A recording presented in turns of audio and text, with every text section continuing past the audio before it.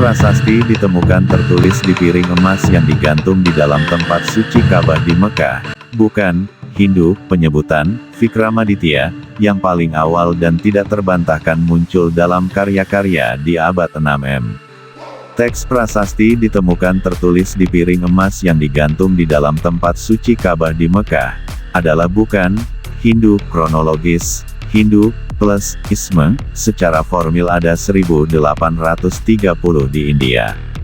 Bangsa yang pemberani dan religius mempunyai ajaran yang dibawa dari tanah asalnya di timur ini terindikasi ajaran itu bernama Dharma. Leluhur kita di India ada sejak 3102 SM sampai 1300 SM yang kemudian menulis Veda di daratan India saat itu.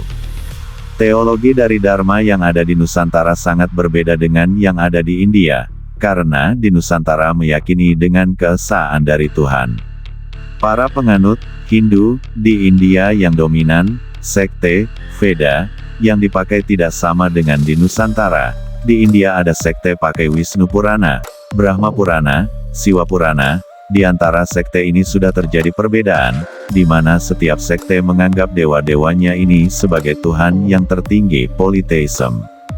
Karena Brahma, Wisnu dan Siwa adalah kemahakuasaan, Ida Sang Hyang Widi, yang Acintya, dalam utpeti atau mencipta, stiti atau memelihara dan prelina atau melebur dewa-dewa tersebut disebut manifestasi Sang Hyang Widi Tuhan, yang Maha Esa, monotheism.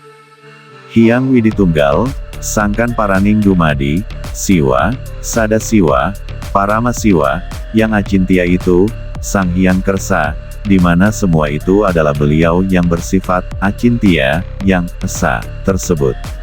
Kalau di India menyatakan Tuhan adalah dewa yang dipuja dan itu yang tertinggi dan mutlak, bukan yang esa itu, tapi fisik dewa itu sendiri.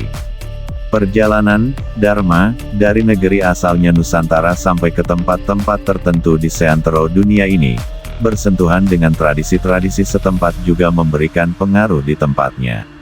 Ajaran Dharma yang dibawa leluhur bangsa Nusantara bangsa Aryat Sitian, Sakaya Cakyat Saka, membentang luas ke barat melalui Afghanistan kuno hingga ke Mesir kuno.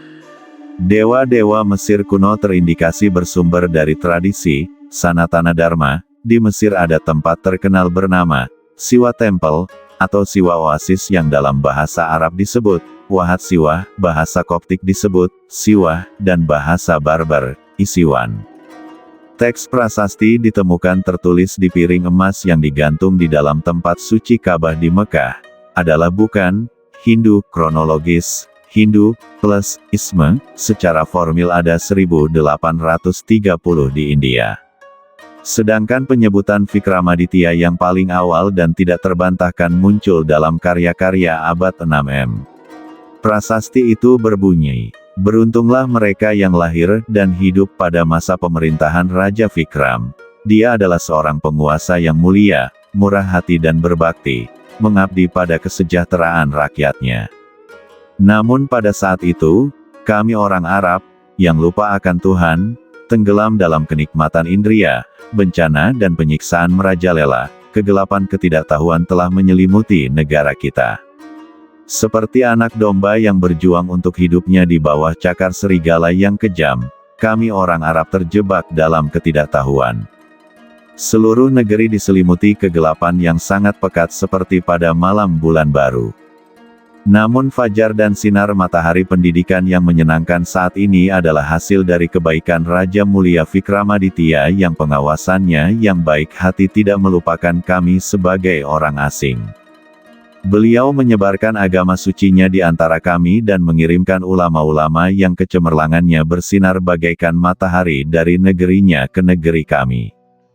Para cendekiawan dan pembimbing ini melalui kebajikannya, kita sekali lagi disadarkan akan kehadiran Tuhan, diperkenalkan kepada keberadaan sucinya dan ditempatkan di jalan kebenaran, telah datang ke negara kita untuk mendakwahkan agama mereka dan memberikan pendidikan atas perintah Raja Vikramaditya. Teks prasasti ditemukan tercatat di halaman 315 dari volume yang dikenal sebagai Sayar-ul-Okul, yang disimpan di perpustakaan Maktab-e Sultania di Istanbul, Turki. Siyuki, Xuanzang 602-664 mengidentifikasi Vikramaditya sebagai Raja Sravasti. Menurut catatannya, Raja memerintahkan agar 500.000 koin emas dibagikan kepada orang miskin dan memberi seorang pria 100.000 koin emas untuk mengembalikannya ke jalan yang benar selama perburuan babi hutan. Penyebutan Vikramaditya yang paling awal dan tidak terbantahkan muncul dalam karya-karya abad 6 dalam biografi Vasubandhu oleh Paramarta, 499-569 dan Vasavadatta oleh Subandhu.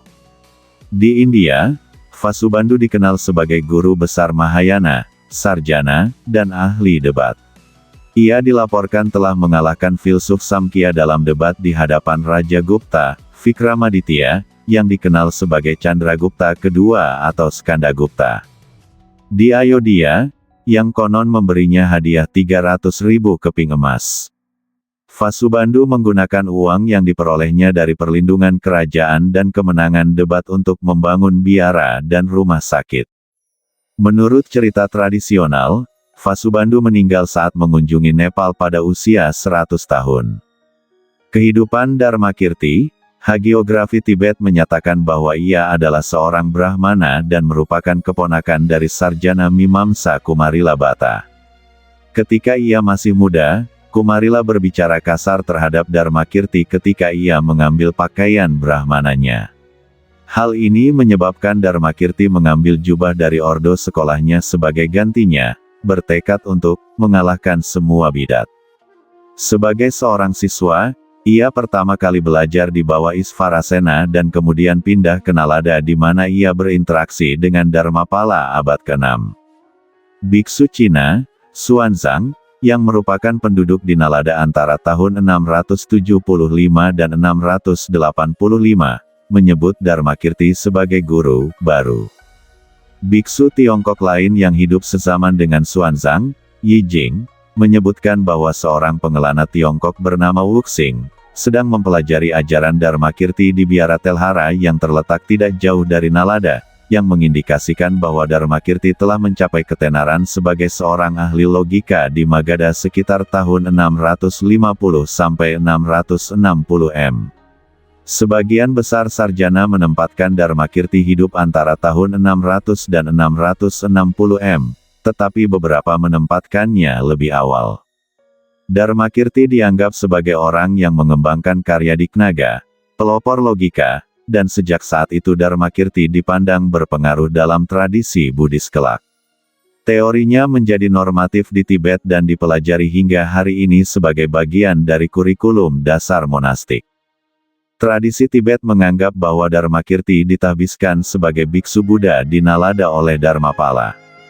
Dalam tulisan-tulisannya, kita menemukan pernyataan bahwa tidak seorang pun akan memahami nilai dari karyanya dan bahwa usahanya akan segera dilupakan, namun sejarah membuktikan ketakutannya salah.